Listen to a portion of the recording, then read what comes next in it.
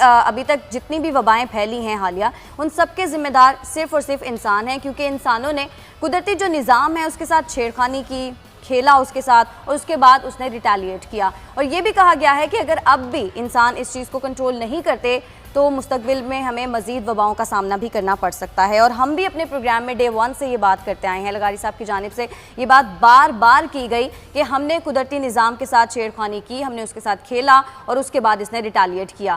ہم نے تو کہا ہے کہ نیچر کے ساتھ، ہم فطرت کے ساتھ کیسی چھیڑخانی کر سکتے ہیں، ہم دریاؤں کے رخ کیسے بدل سکتے ہیں، ہم درختوں کی کٹائی کیسے کر سکتے ہیں۔ اور میں نے یہ کہا تھا کہ کشمیر کے اندر میں نے خود دیکھا تھا ایک دن کے اندر جو ہے اس زمانے میں 900 ٹرک روزانہ ایبٹ آباد کے ایک بڑے آدمی کے جو ہیں وہ کشمیر سے کاٹ کر لائے جاتے تھے، اور یہاں پر جو کٹائی ہو رہی تھی مانسرا کے علاقوں میں، کاغان میں اور دوسرے علاقوں میں، سوات میں بے رحمی سے کٹائی کی گئی۔ آپ جا کر دیکھیں نتھیا گلی سے آگے نکلیں ایبٹ آباد کی طرف، آپ کو پہاڑ سارے گنجے نظر آتے ہیں جیسے آپ بلوچستان میں گھوم رہی ہیں۔ اگر یہ صورتحال ہوگی تو نیچر تو تبدیل ہوگی، فطرت تو تبدیل ہوگی۔ لغاری صاحب ہم یہ بھی دیکھ رہے ہیں کہ صحافیوں کو اس طرح سے نہیں ان کے رائٹس ملتے ہیں۔ ابھی دیکھیں ہم بھی فرنٹ لائن پر کام کریں، میں اپنی بات نہیں کر رہی، میں صحافیوں کی بات کر رہی ہوں، جس طرح سے صحافی خبریں دیتے ہیں، باہر جاتے ہیں ہاسپٹلز میں ادھر ادھر، لیکن وہ والی چیز یا وہ والی پذیرائی نہیں۔ فطرت تو تبدیل ہوگی۔ اور لغاری صاحب وہی والی بات ہے کہ اگر ابھی بھی انسانوں نے اس چیز کو کنٹرول نہیں کیا تو آنے والا وقت مزید خطرناک ثابت ہو سکتا ہے، کہہ رہے ہیں کہ مزید وبائیں بھی پھیل سکتی ہیں۔ بالکل ایسا ہو سکتا ہے۔ آپ کو لگتا ہے کہ کچھ ممالک ایسے ہیں جنہوں نے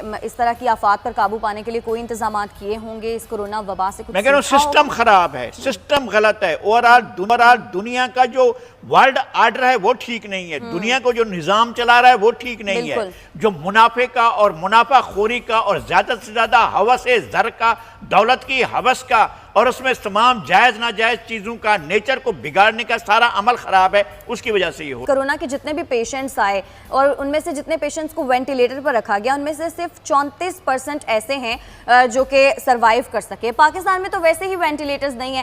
برطانوی ریسرچ کے مطابق وینٹیلیٹر کرونا کے مریضوں کی جان بچانے کے لیے کارگر ثابت نہیں ہوا ہے۔ لغاری صاحب پاکستان میں تو ویسے ہی وینٹیلیٹرز کی قلت ہے، تو کیا ہمیں بھی اس آپشن پہ غور کرنا چاہیے کہ سی پیک ماسک یا سلنڈر کے ذریعے آکسیجن دی جائے؟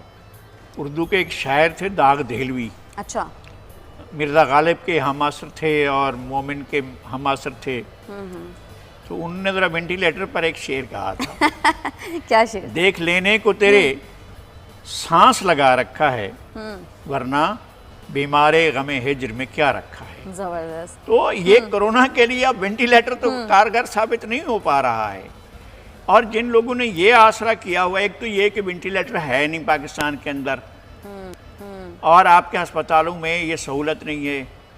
میں ساری زندگی اس دکھ میں رہوں گا جب تک میری زندگی ہے کہ آخری وقت میں میرے والد کے لیے وینٹیلیٹر دستیاب نہیں ہو سکا تھا، اور میں انہیں وینٹیلیٹر تک نہیں لے جا سکا تھا اور ہاسپٹل تک نہیں پہنچا سکا تھا، ایک ہاسپٹل سے دوسرے ہاسپٹل تک، اور میرے والد نے جان دی تھی۔ مجھے پتہ ہے کہ آپ اس لیے کہ وینٹیلیٹر اویلیبل نہیں تھا، اور میں اپنے باپ کی میت لاش لے کر ہسپتال سے روانہ ہوا تھا۔ مجھے وہ وقت نہیں بھول سکتا ہے، میں اس لمحے کو بھلا نہیں سکتا ہوں۔ لیکن یہ جو مرض ہے، یہ مرض کا کاز تو اس سے بچنے کا تو ایک طریقہ ہے نا کہ آپ کو اپنے طرز زندگی میں تبدیلی لانی ہے۔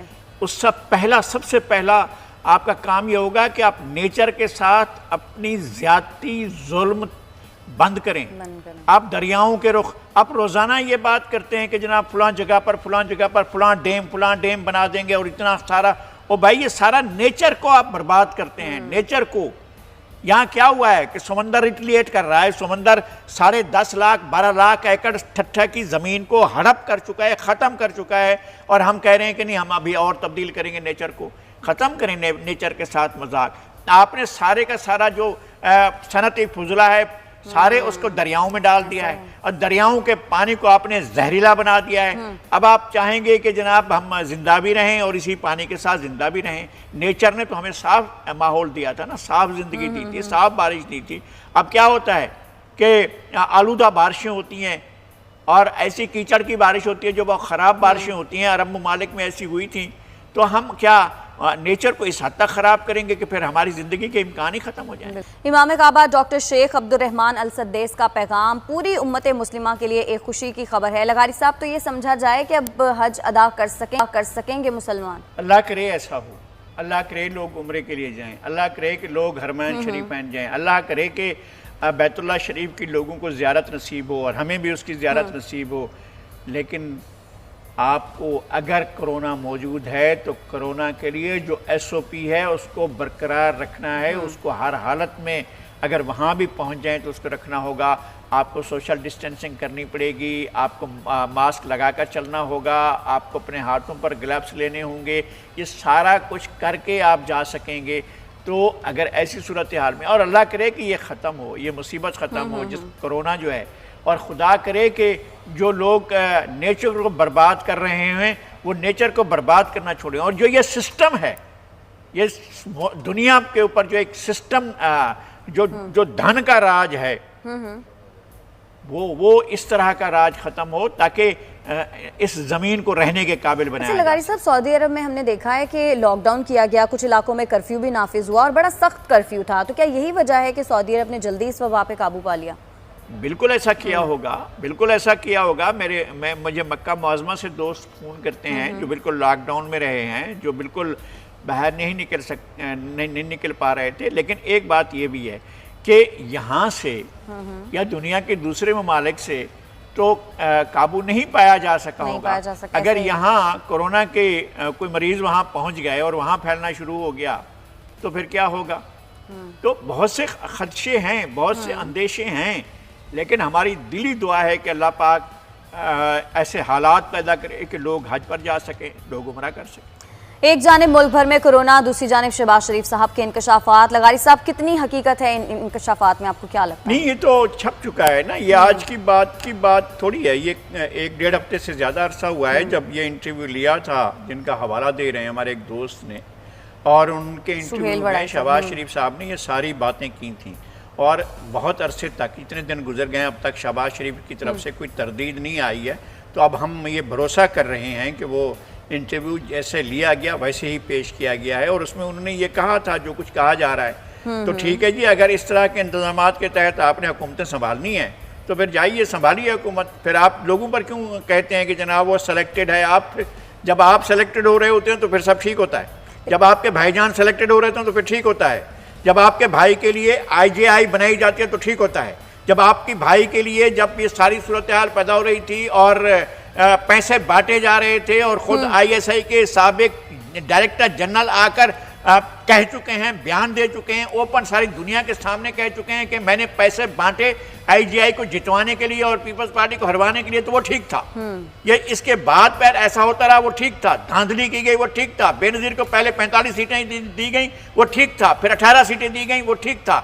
उसके बाद उनको मुसलसल हराया जाता रहा, वो ठीक था। धांधली होती रही, वो ठीक थी। जब इनके बारे में कोई तीसरा आ जाए, नहीं जी ये तो ठीक नहीं है, ये टोपी वाले हैं, ये खुलाई मखलूक है, ये फुलाए, भाई बंद करें यार ये तरीक़ाकार। और लगारी साहब, ये जो तासुर दिया जा रहा है कि सहाफ़ियों के जरिए पैगामात पहुंचाए गए, इस बात का क्या मकसद हो सकता है? सहाफ़ियों में कुछ लोग इस तरह का धंधा करते हैं, किया होगा, मुझे इससे कोई इनकार नहीं है। और चूंकि वो खुद कहने वाले कह रहे हैं तो ऐसे लोग तो हैं ना, पहले भी तो ऐसे लोग थे, हमारे दोस्तों में से थे, और जो जाकर बीच बचाव का काम किया करते थे, इस्टेब्लिशमेंट के मैसेजेस लेकर सियासतदानों के मैसेज लेकर इस्टेब्लिशमेंट को, और चक्कर काटते रहते थे, एक जगह से दूसरी जगह से तीसरी जगह। ये उनका कारोबार था, ये उनका धंधा था, ये उनकी सारा कुछ। और कहाँ से जाकर सारे खबरें कलेक्ट करते थे, सारे के सारे क्लिप एक्सक्लूसिव खबर दे रहे हैं, फलां ने फलां कर लिया, फलां जज के साथ, फलां उसके बेटे के साथ ये हो गया, फलां जनरल का ये फलां बेटा जो है वो यूं कर रहा है, और फलां का ये।